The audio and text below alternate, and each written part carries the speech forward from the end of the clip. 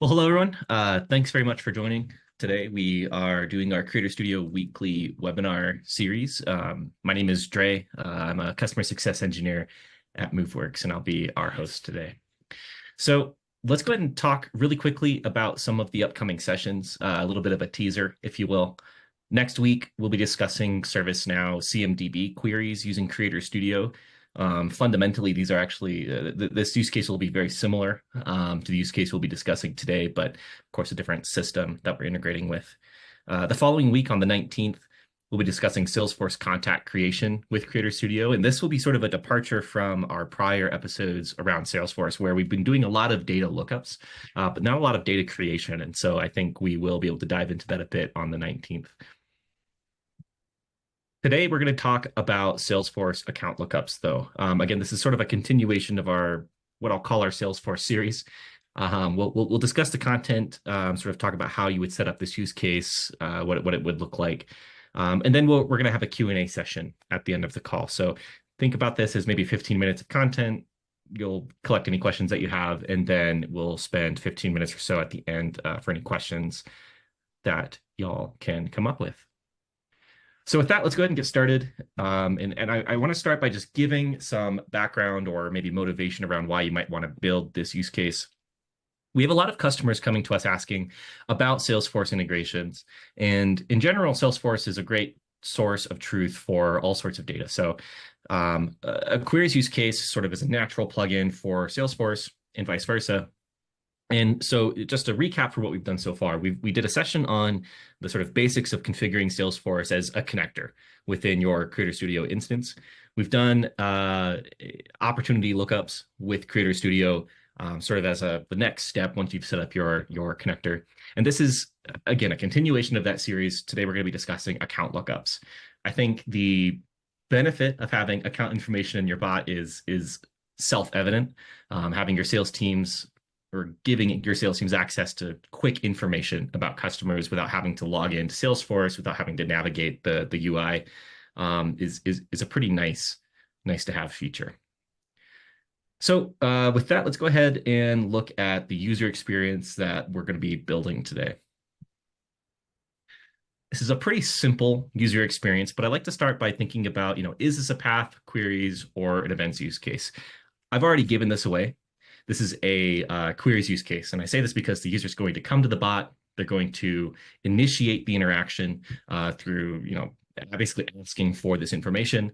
And the information that they're asking for is going to be contained within their initial question. What I mean by that is when Gwen here says, how many employees work at Acme? Really, the only information we need to know here is Acme, because this is going to be what is utilized in our API call to Salesforce in order to get the information that she's looking for. How many employees work at blank would be our triggering condition. So we'll look at that when we go to actually build the use case in a moment. Once Gwen asks this question, we want the bot to return that information in a sort of clear and concise way. So in this case, the bot comes back and says Acme has 1,602 employees, and that could be the end of the interaction. We'll experiment a bit more in the demo. So moving forward, let's look at how this is set up at a high level. So again, this is a user-initiated interaction. The user comes to the bot, says something along the lines of how many employees work at Acme, or really just asking information about this organization or this account, rather. Once that happens, this will trigger our queries workspace use case, which will then call Salesforce using the Salesforce Queries API. That return will be a JSON object that we get back, so we can format that, label which data we want to actually present to the user or mark as available for the user in the case of a Copilot use case. And then we're going to return that data back to the user. So again, fairly straightforward. You'll probably recognize this diagram. We've been sort of using it for our Salesforce series, again, is what I want to call it. But we can go ahead and look a bit more at what this looks like. So first, before we do that, I did skip something. I want to go back and I just want to look at the available objects for Salesforce. So let me go ahead and open this up here. I'm just opening up the Salesforce documentation for the account standard object. Now, we're not going to query every field here just because there's too many. There's too many fields for a user to sort of reasonably be able to use. But a lot of these fields like phone or salutation, shipping address, these types of things are going to be potentially helpful for users who are looking for, again, quick information about the account that they're trying to find. So again, mostly just to call out that this documentation is a pretty good resource when you're building an account use case like this. So let's go ahead and look at actually building this use case. So bear with me for a second as I exit the presentation. Go ahead and go over to MoveWorks Creator Studio. And this is the use case that we've set up for today's demo. So right off the bat, I'm going to name it something that's sort of, again, like our documentation says, a concise, readable label for your query. This is just going to help users identify what this use case is when it does trigger. In this case, I'm just going to call it Dre's Salesforce account query demo. Helps us locate this in our demo instance. The next step would be a short description. Again, this is going to be something sort of concise and elucidating for the user who gets this use case as a triggering option, so they understand kind of what's going on. Go ahead and press next. We're going to choose a system. I've already set up a connector, and we looked at this during our first episode on this session. So if you have any questions, let's talk about it during the Q&A. But I want to skip over setting up the connector so we can focus in on setting up the API call. Here, we have our API endpoint path.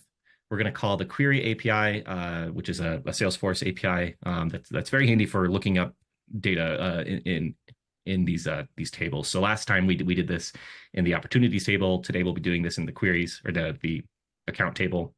This is going to be a get API call. You can ignore the headers here. This is purely for my demo instance. But then the query parameters are where the action sort of takes place here, in my opinion. So the key for your query parameter will be Q, and then the value is going to be a SQL query language string. So I have that up over here. Let's go ahead and take a look at what that looks like here. So what we see here is the exact SQL query language string that we've been using, or we have configured in our use case.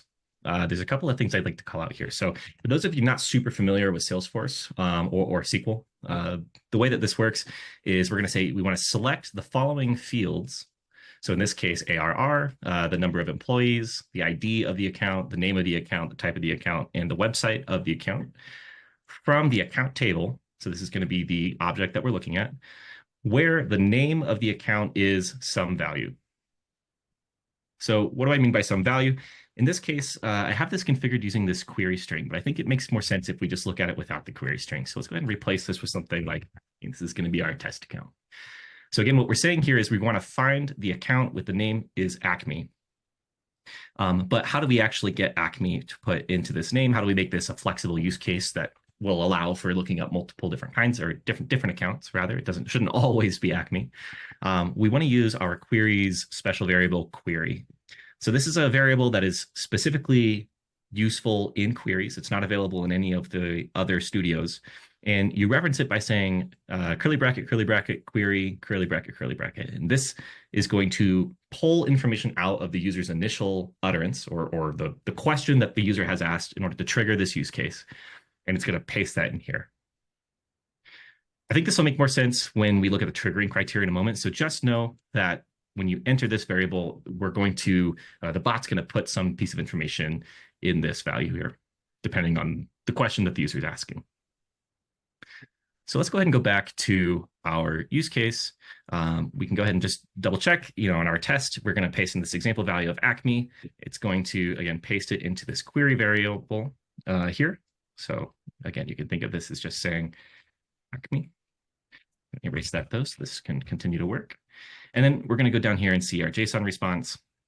This is just going to be some demo data. So, this is customer name Acme, the type is a customer, some random ID. We have 1,602 employees, et cetera, et cetera. Once this is working, once you get a 200 response code here, you can go ahead and press next.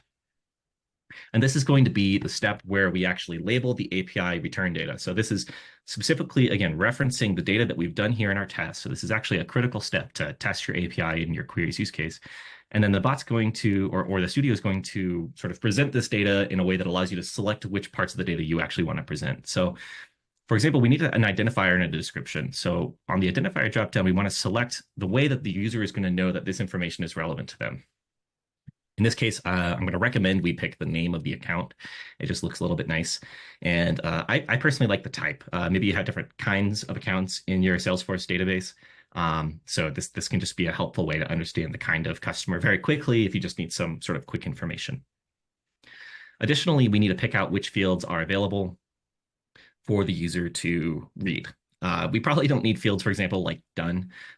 This just is an indication of whether or not the query is finished. We probably don't need total size either, because in this case, we're really just looking up a single account every time. Now, if you're going to do a general account query, like looking up all the accounts that are customers, you might want to use this total size as just a way to let the user know this is how many pieces of information are coming back. But even that is kind of probably miscellaneous most of the time. So I just wanted to give that as an example of records or fields you don't really need. This would be an example of fields you do need. So if you open up this records object here, you'll see ARR, we probably want that. The number of employees, we probably want that. ID, website, these are pieces of information that are useful. You'll also notice I'm not including name and type, which are certainly useful pieces of information, but we're not doing that because we're already including this as the identifier and the description of the record return. So with that, let's go ahead and move on to the next step. This is going to be asking for follow-up actions. It's not relevant for today's demo, but I'm happy to answer questions about this during the Q&A portion of the call.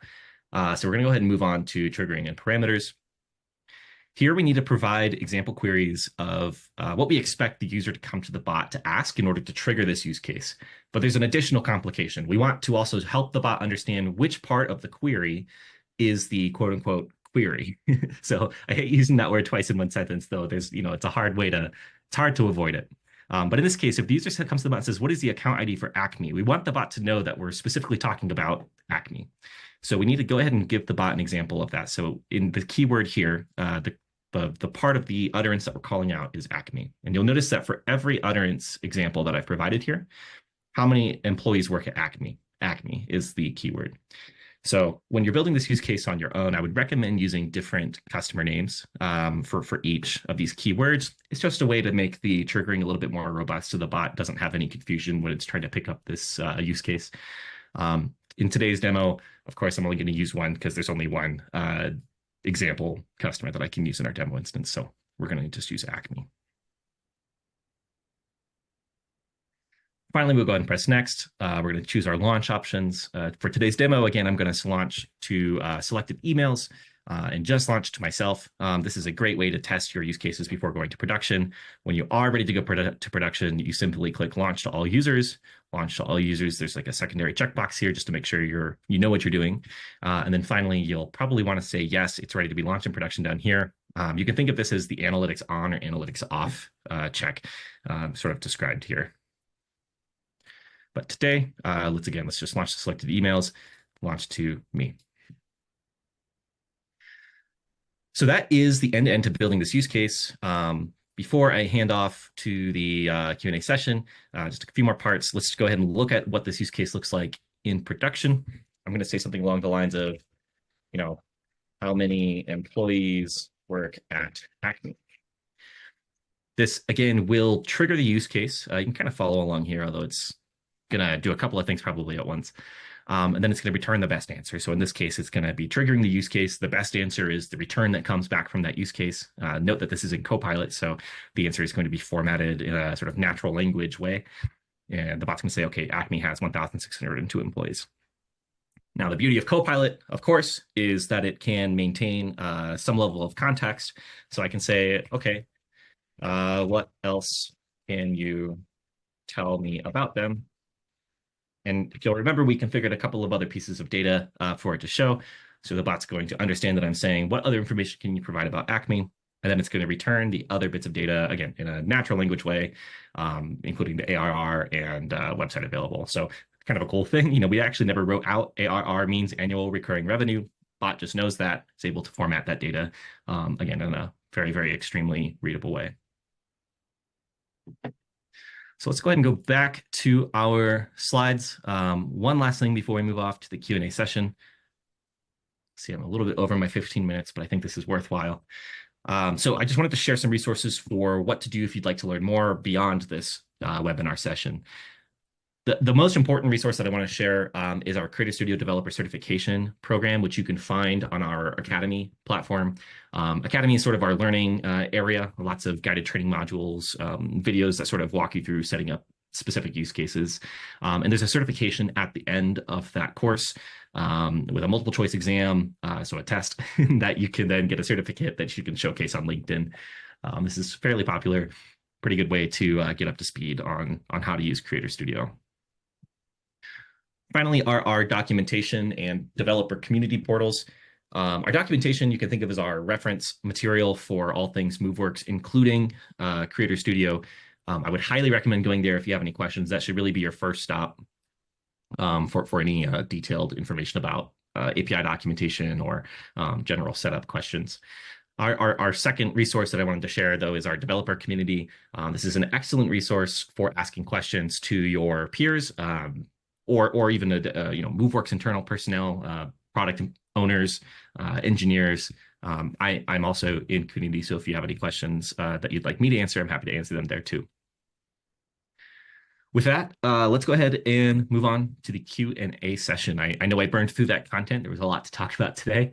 So I'm going to go ahead and stop sharing and just let folks ask questions. But please raise your hand in the chat or just ask it in the chat and I'll unmute you and we can talk about it in more detail. I'm also going to launch a poll, just a heads up, in case you would like to give us feedback on today's session. Oh, actually, there's no poll, so we're not going to do the poll today.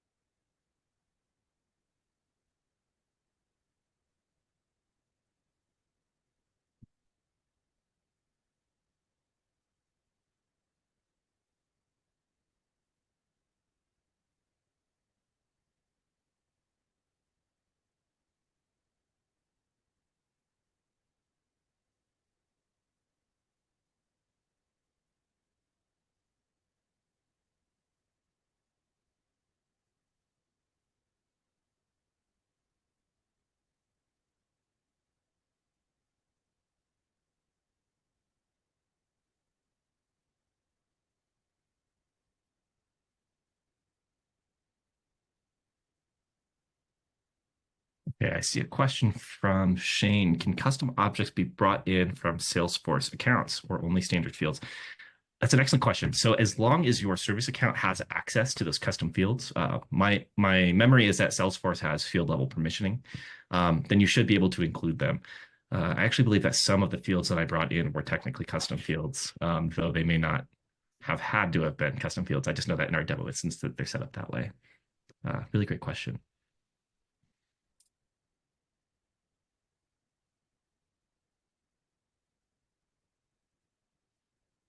If there are no other questions, I wanted to share, just because we do have time to do it.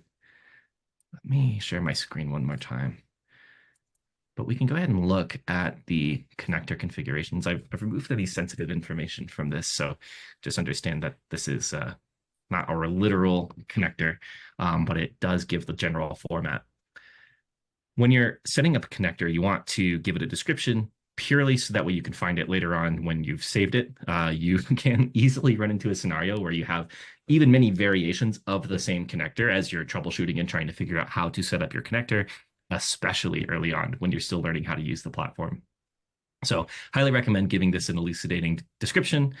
Probably one of the more important parts, to be honest, in my experience. The next part is the base URL. You can think of this as like configuring an API in Postman if you've ever done that.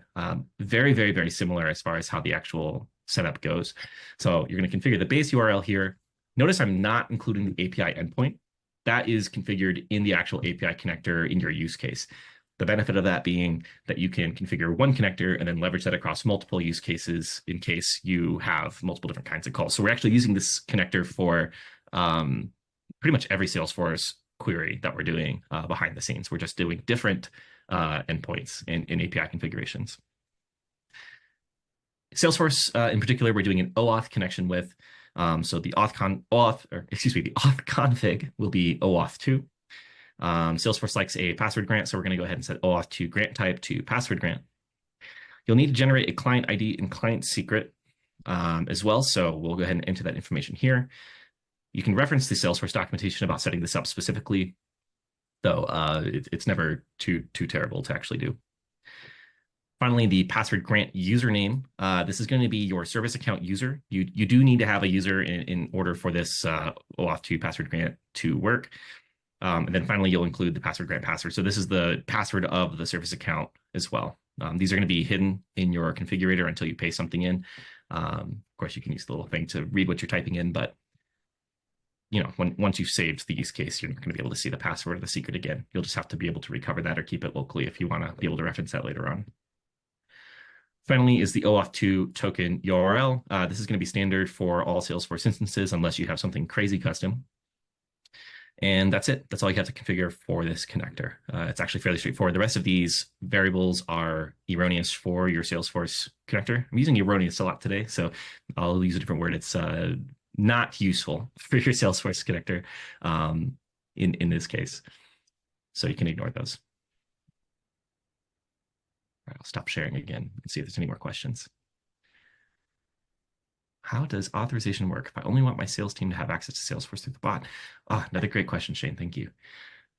So if you remember, we set up launch criteria. That was sort of our last step with our Salesforce integration. This was configured in the use case. So the launch criteria are going to be, you can think of this as like your permissioning. You can gate who has access to this use case based on user criteria like what team they're on. For example, you only want sales team to have access to this, then you could say user.department equals sales, something like that. And that would ensure that only those users who match that rule have access to the use case. Alternatively, you can give a list of emails. So if you have a very complex rule that's very static as well, you can just create sort of a big list of emails and add that in your launch to selected emails rule, which is what we use for testing. If you want to go to production and have it launch to selected emails, that's also totally fine. You just have to remember to select the launch to production checkbox so you can get analytics on the value of the use case. Finally, the other option would be to block to selected users. This would be an example where you want to launch to everybody except for perhaps like a VIP team who just doesn't need to be bothered by this particular use case. So you would, again, think of this as like launch to selected emails. It's just the inverse of that. Add a list of emails of users who shouldn't have access to this. And you can configure the launch to a rule option as well. You can use that as an inverse rule. So you can say not this group, not department equals engineering, for example. There's a lot of documentation about how to set up those rules specifically on our documentation portal, though. So I would recommend looking there when you're actually building these rules.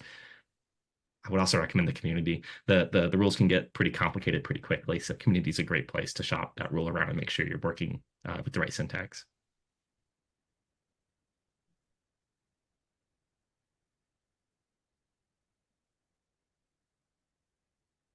We'll give it just a few more moments. I see we have 5 minutes left on our scheduled call, though we certainly don't have to take up that entire time. We'll go ahead and take a screenshot of these questions. So I'll make a community post to follow up. We can also ask any additional questions in that community post once that's live. I would expect that later today or tomorrow, most likely.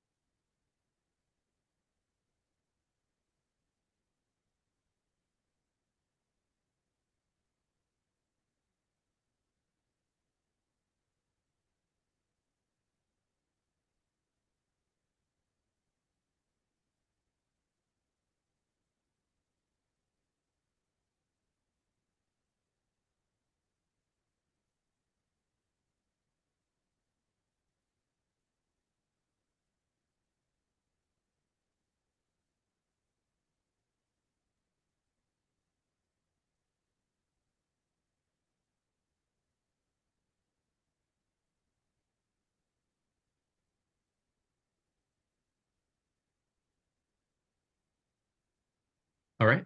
Looks like we don't have any other questions, so I'm going to go ahead and close things down. But thank you again for joining us today. Feel free to reach out, look out for that community post that we'll be publishing here in the next 12 to 24 hours, and we will catch you guys next time. Thank you very much. Have a good one.